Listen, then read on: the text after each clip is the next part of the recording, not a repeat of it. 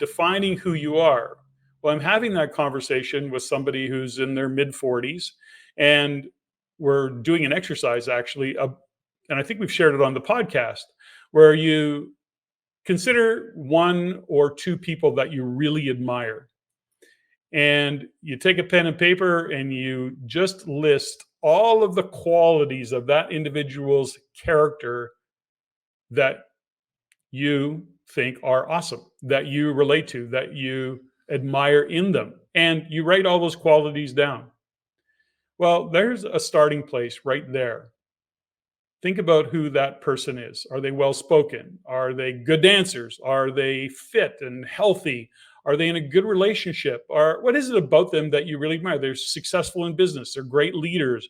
It's all a story you're telling yourself about who they are, and that's perfect because that's exactly the list of to-dos that you could give yourself. Now think about that in our own kids. If we were able to do that, and I'm certainly not suggesting I did that with my daughter or our daughter growing up, but ultimately now we're having that conversation, and she's almost 40, but we've been having that conversation for a number of years. The point is this, that when we look into the future, the more we ourselves can be clearer, the more that we can hopefully impact our kids in defining themselves intentionally so that they are clear on what they're working backwards from and understanding that. I've had a number of athletes on the podcast, the Everyday Millionaire, or parents of, athletic children. But I ask the question, is being an athlete, is it nature or is it nurture? In other words, with these professional athletes, in my case, they're primarily hockey players. I asked the question, you were a pro hockey player, you were an NHL hockey player. You've got a son now that will likely play in the NHL. Now, by the way, some of them have. I'm thinking of Louis DeBrusque and Brian Benning, and there's a few, lost their names, doesn't matter. It was just a riff off of. There's a number of NHL players that their kids, their sons are now playing in the NHL and are quite good at it. The point is this. Was that nature or was that nurture? Was that because their parents or their dad was an NHL hockey player, they got good genes? What was it? Or was it because dad was in the NHL? Some would say, well, they've got some inside views. They got somebody that's willing to look at their son. That's all perfect. Great. Got it. But at the end of the day, if you're going to play in the show, you really got to be that good. And so what does it take?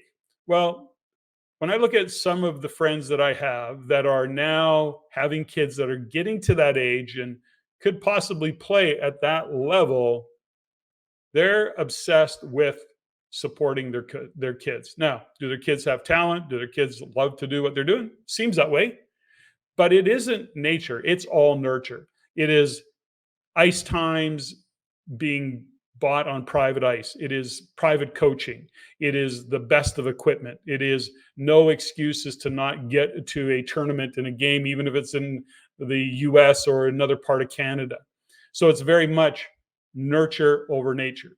Now, this isn't, by the way, about how we should raise our children. And I don't know about that, because we all have different views of what's important for us and our kids and the values that we want to instill in them. But I would invite you to consider that when we think about who we are as individuals and sometimes how long it takes to get on a path of personal and professional development, of self-discovery, of understanding ourselves better, what if we had the opportunity or the guidance to start that journey much earlier?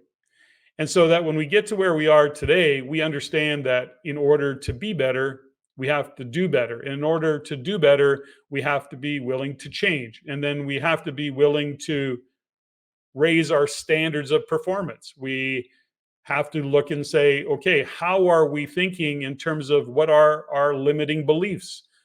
What we often refer to as what's our BS.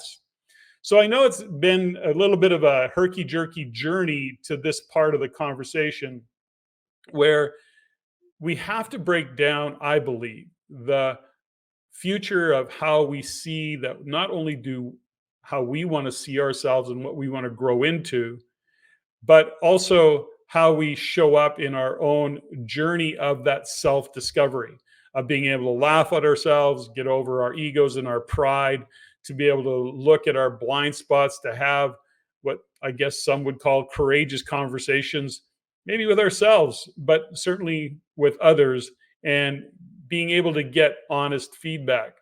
Because in order to, again, do better, we have to be better. But that's a journey that very few can do on their own. And it's why I hope this podcast lands as a little inspirational and educational, and hopefully some insights, maybe that adds a perspective to how you see the world that might in fact help you look at it through a different lens and then take action to do something.